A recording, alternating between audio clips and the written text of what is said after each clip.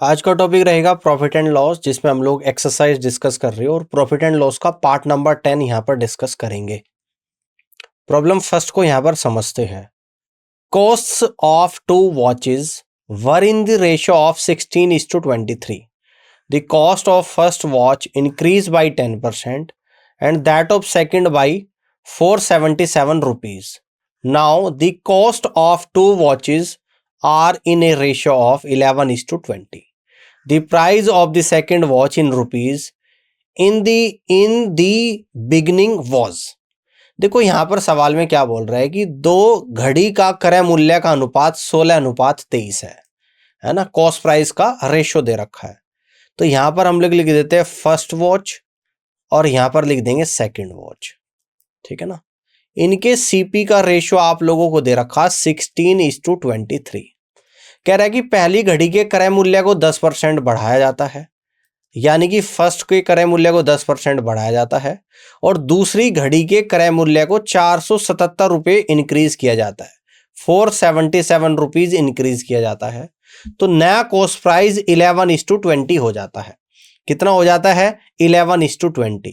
तो आपको बताना है कि सेकंड घड़ी का क्रय मूल्य शुरुआत में कितना था, ये आप लोगों को बताना। तो 16 पे 10 बढ़ाऊंगा यानी कि 1.6 बढ़ेगा, तो 17.6 हो जाएगा। और अब बढ़ने के बाद जो फाइनल रेशो है वो 11:20 कह रहा कि हो जाता है। अब देखो 11:20 यानी कि 11 का कितने का मल्टीपल है? 11 एकम 11, 11 छिका 66, तो ये 1.6 का मल्टीपल है। तो यहां पर भी अगर मैं 1.6 की मल्टीप्लाई करूंगा तो ये 32 निकल कर आ जाएगा। अब देखो 23 से 32 हो रहा है, यानी कितना बढ़ रहा है? 9 यूनिट बढ़ रहा है।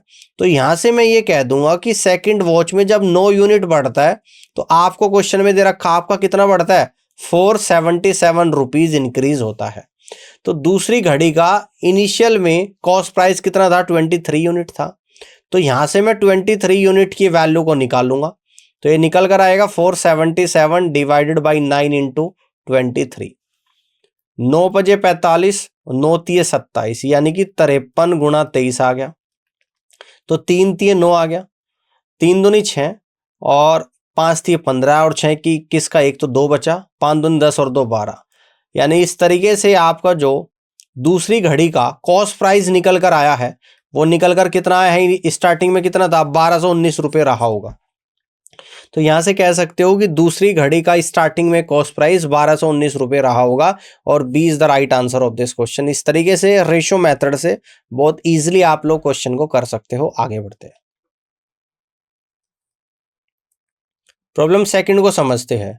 ए person buys 15 tables and 26 chairs for 25,700।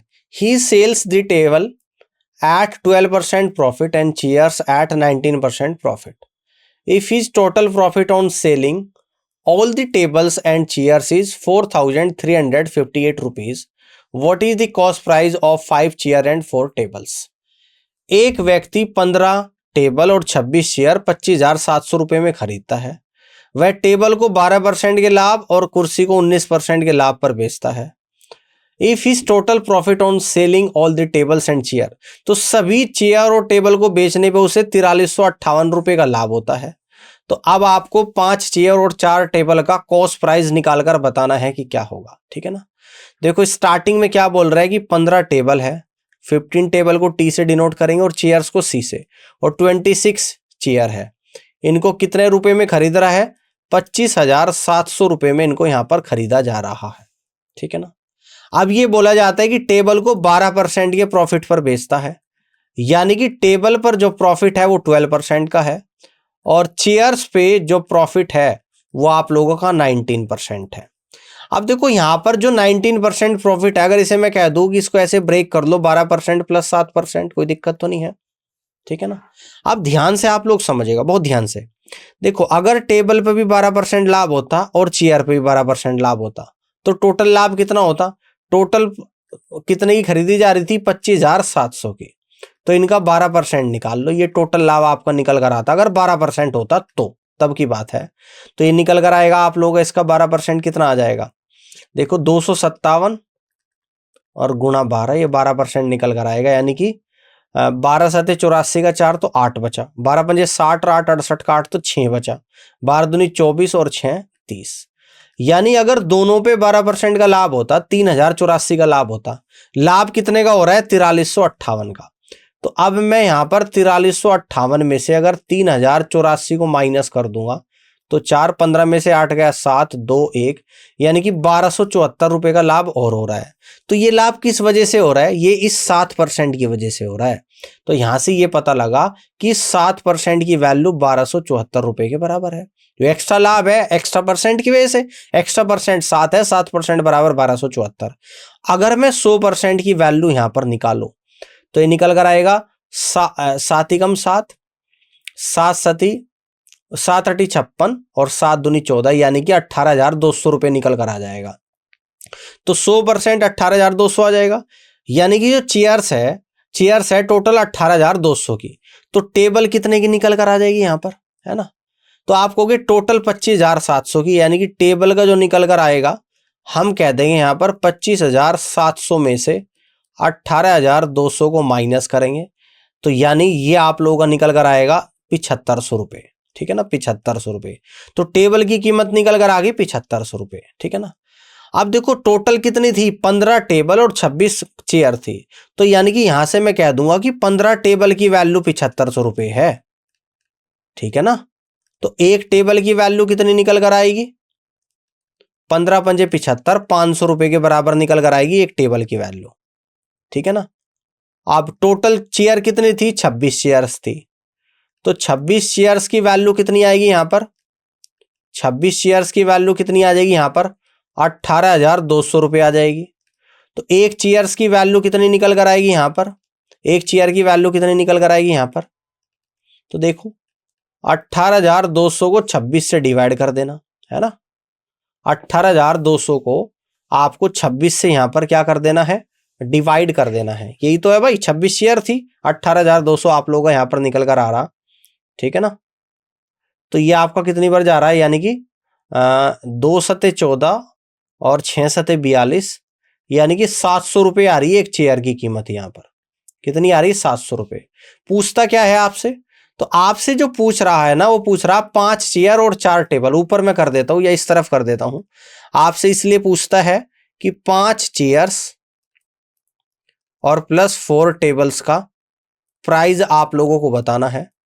तो एक चेयर का कितना है यहाँ पे? 700 रुपए। तो 5 गुणा 700, और 4 टेबल का कितना है आप लोगों का? 500 रुपए। तो यानी कि 7 पंजे 3500 और 2,000 रुपये आ गया। 3500 और 2,000 यानी कि 5500 रुपये आपका निकल कर आ गया। तो इस तरीके से जब एक एक टेबल और चेयर का मूल्य निकाल दिया, तो अब आपसे जो पूछेगा वो निकाल दोगे। तो 5 चेयर और 4 टेबल का कुल मूल्य जो निकल कर आएगा वो आपका 5500 रुपये यहां पर निकल कर आएगा। और इस तरीके से D is the right answer of this question. Clear है? बात समझ में आ गई? इस तरीके से आप लोग कर लोगे। आगे बढ़ते हैं, प्रॉब्लम 3 को यहां पर समझते हैं। इसको देख लीजिएगा कि cost price of 20 articles is equal to the selling price of 16 articles, while the discount on 12 articles is equal to the profit on 6 articles. Find the difference between profit percentage and discount percentage. कह रहा है कि 20 वस्तु का क्रय मूल्य 16 वस्तु के सेलिंग मूल्य के बराबर है, 16 वस्तु के विक्रय मूल्य के बराबर है, और 12 वस्तु पर जितना डिस्काउंट दिया जा रहा है वो किसके बराबर है? 6 वस्तुओं के पर जितना प्रॉफिट कमाया जा रहा है उसके बराबर है। तो प्रॉफिट परसेंट और डिस्काउंट परसेंट के बीच का अंतर आप लोगों को बताना है। तो सबसे पहले दे रखा आपको cost price of 20 articles, 20 articles ये किसके बराबर है? ये आप लोगों का selling price of 16 articles. Clear? तो देखो यहां पर ये 4 से कितनी बार जाएगा? 5 बार, और ये 4 से आपका 4 बार। तो यहां से हम लोग कह देंगे सीपी अपॉन एसपी आप लोगों का निकल कर आ गया 4/5। ठीक है, यहां तक समझ में आ गया। अब एक कंडीशन और दे रखी है, इसको ध्यान से देखिएगा। कहता है कि 12 आर्टिकल्स पर जो डिस्काउंट है, 12 आर्टिकल्स का डिस्काउंट इनटू डिस्काउंट, ये किसके बराबर है? 6 आर्टिकल्स के प्रॉफिट के बराबर है। 6 इंटू प्रॉफिट, 6 कम 6, 6 दूनी 12। तो यानी कि यहां से हम लोग ये कह देंगे कि डिस्काउंट और डिवाइडेड बाय प्रॉफिट और इक्वल टू क्या है आप लोगों का 1/2 के बराबर है, ठीक है ना, 1/2 के बराबर है। देखो बड़े ही ध्यान से समझना है, यानी कि यहां से डिस्काउंट और प्रॉफिट का रेशियो 1:2 निकल कर आ गया। इस बात को ऐसे लिख लो चाहे तो, कि डिस्काउंट और प्रॉफिट का जो रेशियो है वो 1:2 के बराबर है। डिस्काउंट और प्रॉफिट का रेशियो जो है 1:2 के बराबर है, ठीक है ना। अब देखो ध्यान से समझिएगा, यहां पे लिखूंगा कॉस्ट प्राइस, यहां पर सेलिंग प्राइस। डिस्काउंट किस पर दिया जाता है? मार्क प्राइस पर। अगर कॉस्ट प्राइस और सेलिंग प्राइस 4 और 5 है ना, तो प्रॉफिट कितने को हो रहा है? 4 की वस्तु 5 पर बेची जा रही, तो प्रॉफिट हो रहा है 1 यूनिट का। ये क्या आप लोगों का प्रॉफिट है। और प्रॉफिट और डिस्काउंट का रेशियो क्या है? 1:2। डिस्काउंट अगर 1 है तो प्रॉफिट 2 होगा, तो इसका मतलब यहां पर डिस्काउंट आपका 0.5 कम हो जाएगा। ये डिस्काउंट निकल कर आएगा। क्यों आएगा निकल कर ये 0.5? क्योंकि यहां से डिस्काउंट और प्रॉफिट का रेशियो 1:2 है। ये यहां से क्लियरिटी आप लोगों को हो रही है, डिस्काउंट और प्रॉफिट का रेशियो 1:2। तो डिस्काउंट 0.5 होगा तो प्रॉफिट इसका डबल 1 होगा, ठीक है ना। तो यानी कि यहां से मार्क प्राइस रहा होगा 5.5। ये समझ आ गया। अब आपसे एक तो बताना प्रॉफिट परसेंटेज, तो प्रॉफिट परसेंटेज हम लोग निकालेंगे।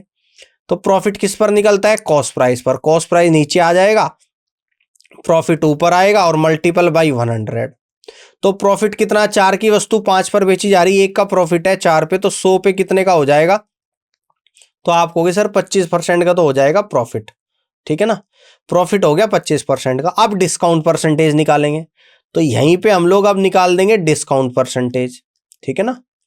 तो डिस्काउंट परसेंटेज कैसे निकल कर आएगा भाई? मार्क प्राइस तो नीचे आ जाएगा, ऊपर आएगा आप लोग का डिस्काउंट, ठीक है ना, और मल्टीपल बाई 100, यही तो आएगा।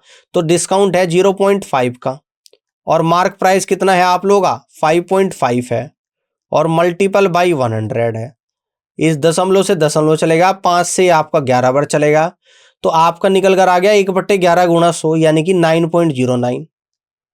ये समझ में आ गया। तो यानी कि इन दोनों का डिफरेंस आप लोगों को बताना, यहां पे बता देता हूं। डिफरेंस आप लोगों का बताना। प्रॉफिट आया आपका कितना निकल कर आया? आपका 25%, और इसमें से डिस्काउंट माइनस कर दो 9.09%, यही तो आया डिस्काउंट आपका।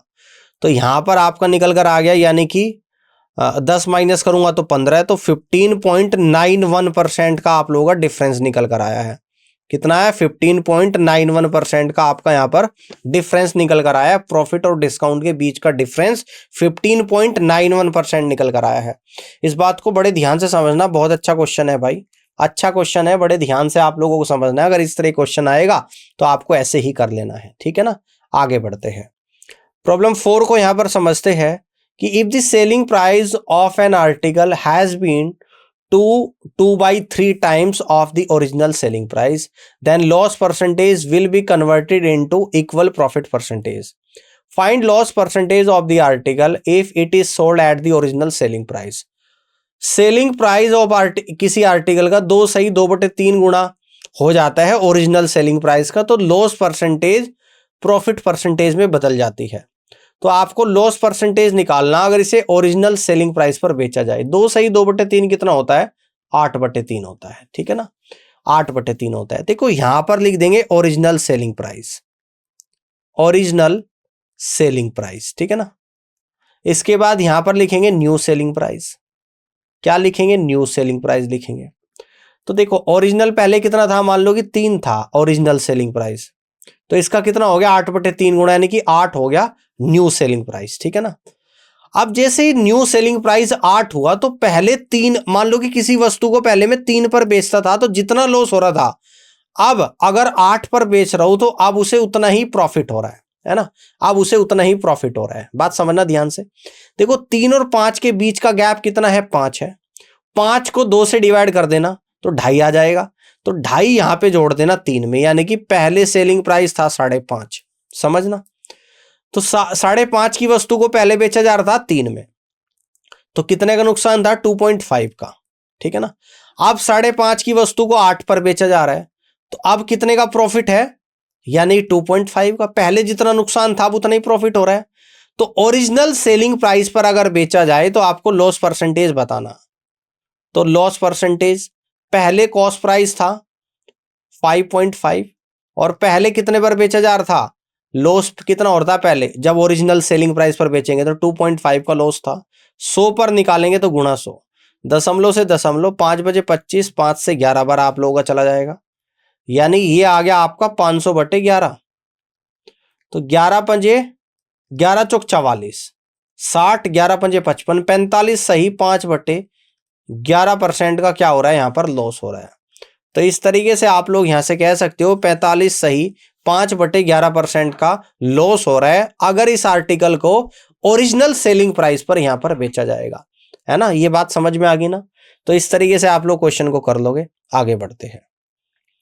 प्रॉब्लम 5 को यहां पर ध्यान से देखिएगा कि if selling price becomes 5 times the profit increase by 700%, find the initial profit percentage.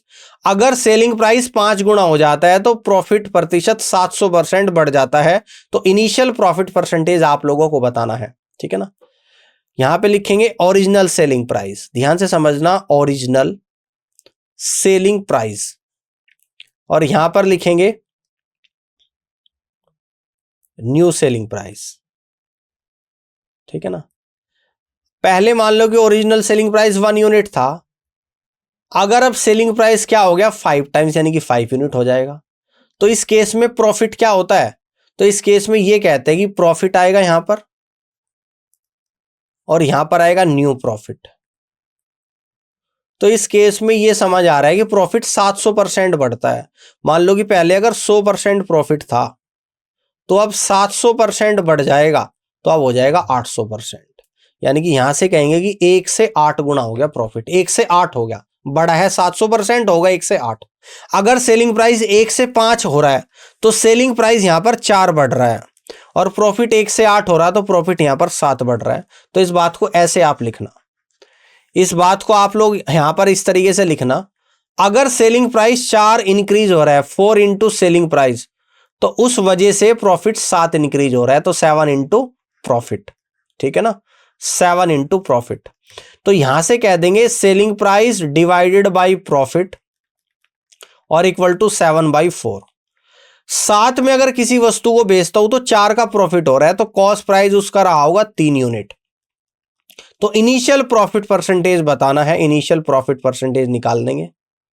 Cost price 3 है, प्रॉफिट आप लोगों का 4 हो रहा है, गुणा 100, 4/3 गुणा 100 होता है 133.33% का लाभ हो रहा है।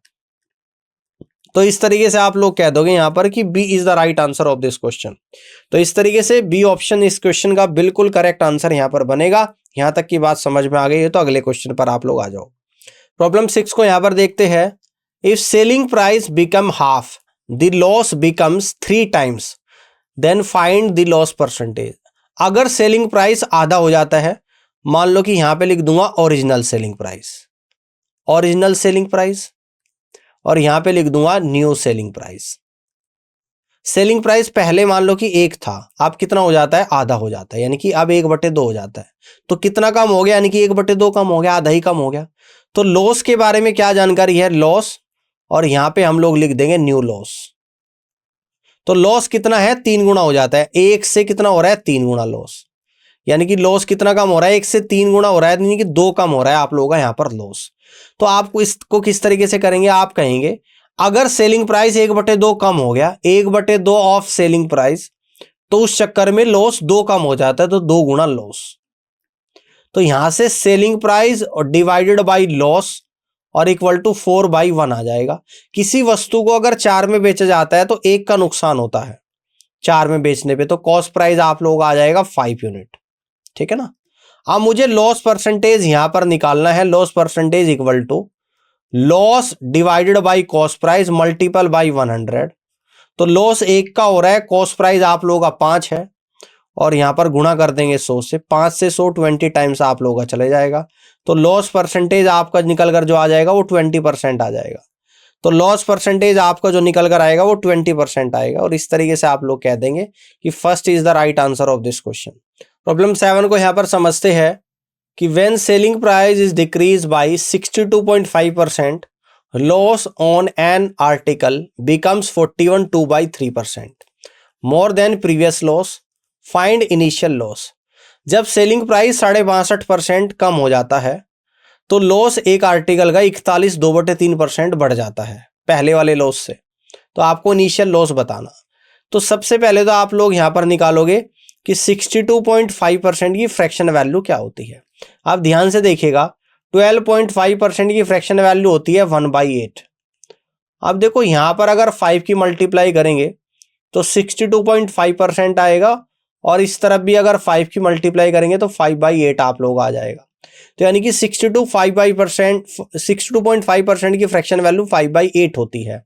अब इसी तरीके से हम निकालेंगे 41 2/3% की फ्रैक्शन वैल्यू। अब ध्यान से देखिएगा 8 सही 1/3% की फ्रैक्शन वैल्यू कितनी होती है, 1/12 होती है। तो अगर इसमें 5 की मल्टीप्लाई करूं तो आपकी परसेंटेज आएगी 41 2/3%, और इस तरफ भी अगर 5 की मल्टीप्लाई करूं तो यह आएगा 5/12। तो इसी तरीके से 41 2/3% की फ्रैक्शन वैल्यू 5/12 होती है। ठीक है ना। अब कह रहा है कि अगर सेलिंग प्राइस डिक्रीज होता है कितना, 5/8, तो सेलिंग प्राइस इंटू 5/8, तो लॉस पहले से 41 2/3% बढ़ जाता है। यानी कि कितना बढ़ जाता है, 5/12 गुणा लॉस। ठीक है ना।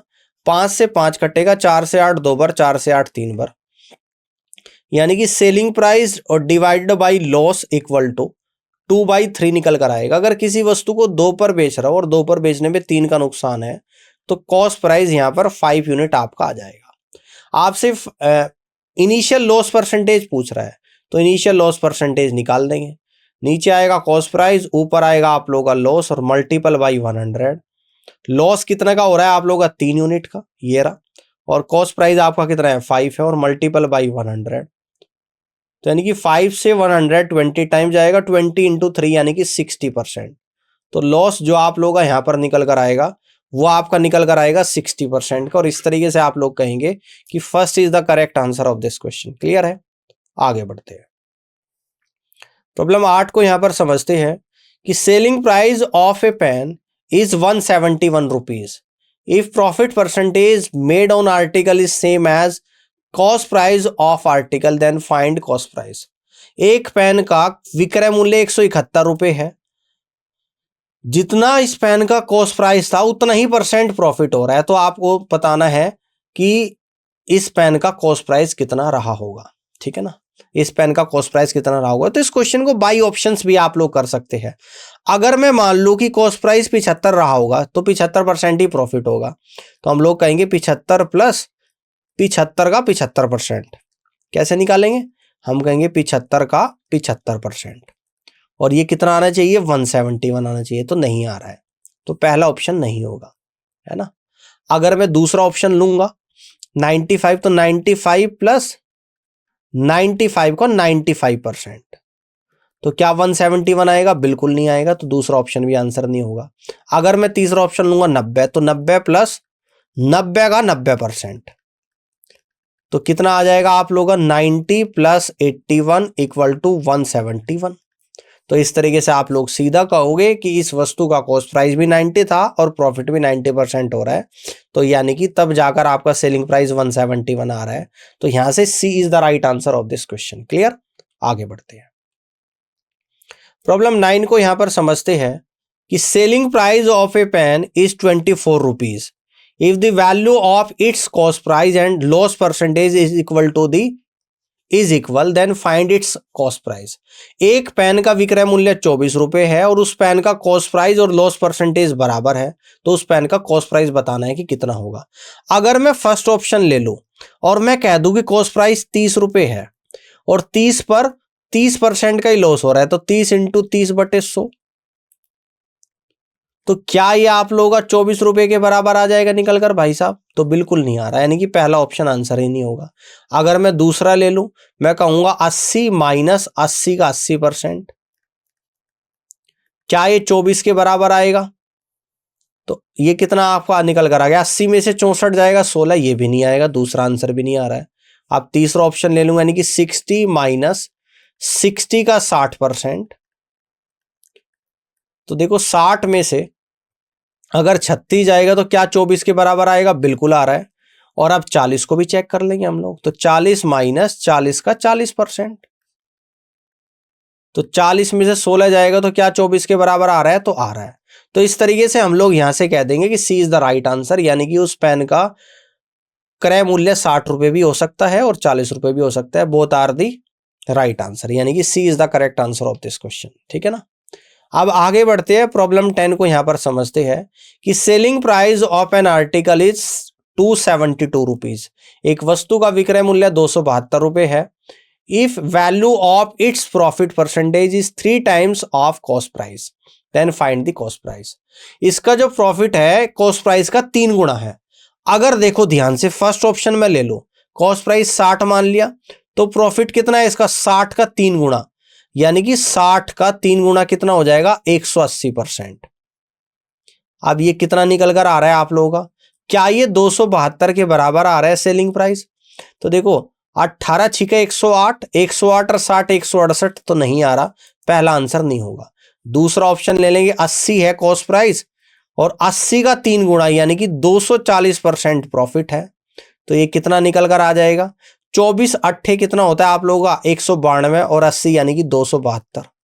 और भाई साहब 272 ही आप लोगों का आ रहा है, यानी कि इस वस्तु का कॉस्ट प्राइस 80 होगा और 80 का 3 गुना कर लूंगा तो प्रॉफिट आ जाएगा, और उससे हम लोग निकालेंगे तो हमारा सेलिंग प्राइस 272 रुपए यहां पर निकल कर आएगा। तो दैट मीन्स कि दूसरा ऑप्शन सभी वैल्यू को सेटिस्फाइड कर रहा है। तो इसलिए हम लोग कह सकते हैं कि दूसरा ऑप्शन इस क्वेश्चन का बिल्कुल करेक्ट आंसर यहां पर बनेगा। तो बात समझ में आ गई है? ठीक है ना। तो इस तरीके से आप लोग यहां पर इस क्वेश्चन को कर सकते हो। ठीक है, तो आज के लिए इतना ही, और इस पूरी क्लास को देखने के लिए आप सभी का बहुत बहुत धन्यवाद।